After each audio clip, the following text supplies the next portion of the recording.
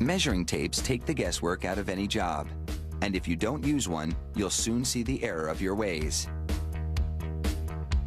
Production begins with a three-dimensional computer design. To bring that vision to life, a machine first pulls hardened strips of steel, 5 at a time, across a network of rollers that coat them with primer. Then comes the paint.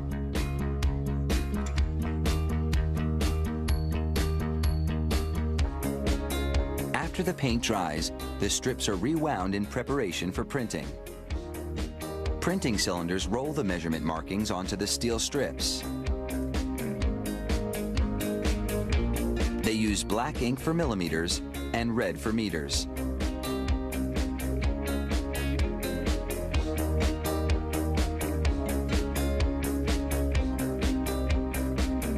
Next, they heat the measuring tape.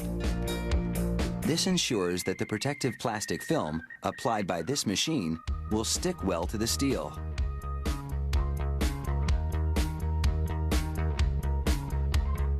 Rollers then give the tape a concave contour so that it can be extended rigidly. Every few seconds, the presses grind to a halt, and a blade cuts the tape to the correct length. At the same time, it punches a hole for the end hook, which is then riveted into place. Another machine rolls up steel to make springs.